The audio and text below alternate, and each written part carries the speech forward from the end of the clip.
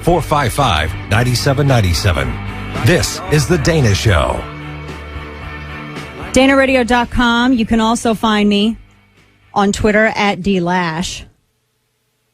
And this is, I tell you, my attention was just taken by one of the managing editors of Crooks and Liars, an adult woman, has a perverse fascination with my children. So I'm actually going to check her record with police because I find it so weird that Susie Madrick of Crooks and Liars is fascinated and absolutely obsessed with another person's children.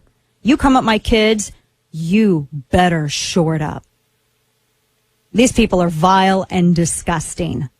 Oh my gosh. It's creepy. Absolutely creepy. This is what the left does. They'll go after your kids because they don't like the fact that you have guns.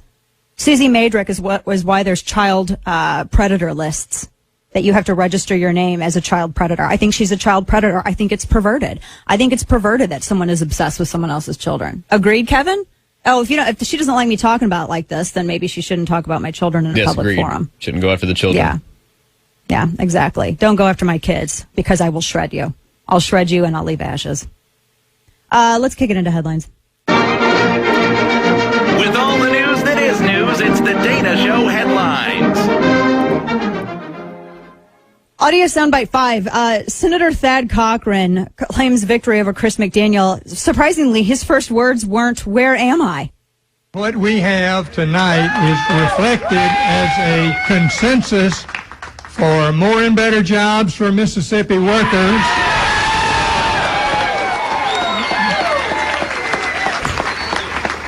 Is he there? A military force and the capacity to defend the security interest of the United States of America. Well, at least he knew where he was. He was prepped well. So at least he knew where he was. Audio soundbite, audio soundbite 7. So CNN went and interviewed some of the Democrats who voted for Thad Cochran. And yes, there were Democrats who voted. Like I said, I think that their campaign tactics were abhorrent. Audio soundbite 7. Listen. Maybe a Republican runoff between GOP incumbent Senator Thad Cochran and Tea Party challenger Chris McDaniel. But to these Democrats allowed by law to vote in this GOP race, party doesn't matter. I voted for Thad Cochran. Have you ever voted in a Republican primary before? I have not. Who did you vote for? Thad Cochran. A lifelong Democrat, registered Democrat. So why do you like Thad Cochran so much? You know, he's tested, and I just like what he's done for this state. Thank you. This is all part of a concerted effort by establishment Republicans to beat back the Tea Party, a pro-Cochran super PAC spending big bucks to get out Democratic votes for Cochran, especially African Americans. Can you believe it? Because there are now, I'm not making this up, I'm being completely serious. After my little angry outburst there about the Crooks and Liars person, which that made me angry. And now you guys know I can't hide. I'm a horrible liar. I can't hide my emotions. But there are some Republicans now who are saying, hey, did you guys see what Thad Cochran did in Mississippi? We can reach black voters now. I'm not making this up. I think that was like the first time Thad Cochran or anyone associated with his campaign actually went into black precincts. And even though the stuff that they were handing out was reportedly horrid, and some of these flyers are really shameful, really shameful. They think that that's apparently a new formula for winning the black vote. It was a scare tactic. They didn't go into the community to ask, what can we do to bring jobs to this precinct? What can we do to lower taxes in this precinct? What can we do to create opportunity? What are any educational needs? No, it was, hey, if you don't vote for Thad Cochran, the Klan will get you. That's kind of what they did. You saw the flyers. I hate it when people do this. When they try to scare, when they do it with black Americans, when they do it with women, if they do it, even white America, I don't care. It's horrible. People should not have to, you shouldn't have to resort. The fact that he had to resort to that shows you how scared they were that it was going to be such a close race with Chris McDaniel. 6 years ago, this would not have been possible to even be 7,000 votes apart. We have to realize that we are moving incrementally. Audio soundbite 10. This is interesting. Ron Fournier says he was naive in that he gave the president any benefit of the doubt on the IRS. A year ago exactly, tomorrow, I called for a special prosecutor in this case while giving the president the benefit of the doubt. I now realize how naive I was to give the administration the benefit of the doubt. This needs to be investigated by an independent prosecutor.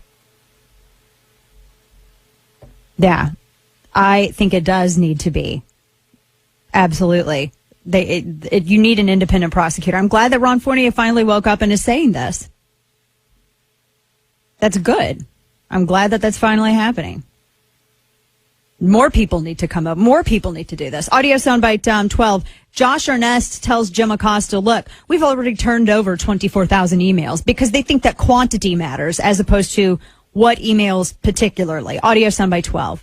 Because the fact of the matter is that despite the failure of the hard drive, as has been well chronicled, 24,000 emails from that time period have been reconstructed and produced to Congress. Again, because of our commitment to cooperating with congressional oversight in this matter. But that's not it. It's not the quantity of emails, it's what particular emails that they wanted. And this whole argument that it's the hard drive, and why is no one asking for server access? Why is no one asking for access to the IRS's servers? Why is no one saying that? Audio soundbite 9, CNN reporter Jim Acosta again. He is very honest with Josh Earnest, and he says, well, your excuse for the IRS emails, it doesn't really pan out. Audio soundbite 9, listen to this. Doesn't that sound like the dog ate my homework?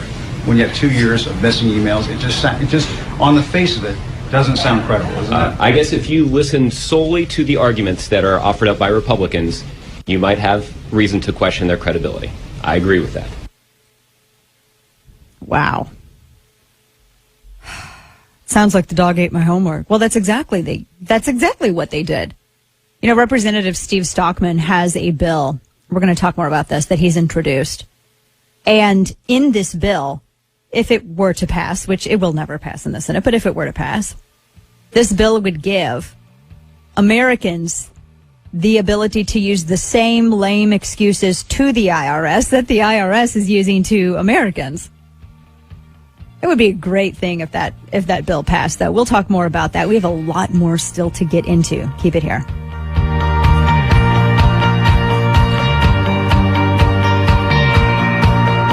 The Dana Show.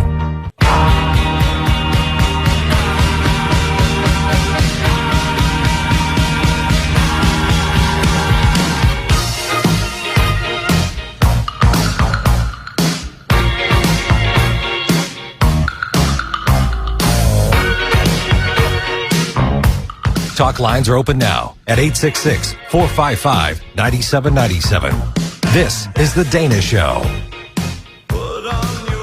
Yes, don't feel dispirited. Please don't. I know a lot of people were. I heard it last night as I watched the results come in. People were saying, well, we should just, we're not going to vote for another Republican again. And look, I feel you. I've been doing this for even since before I was on radio in 2008. I was on radio before, actually, the Tea Party movement in St. Louis was born on my show, and I was local there.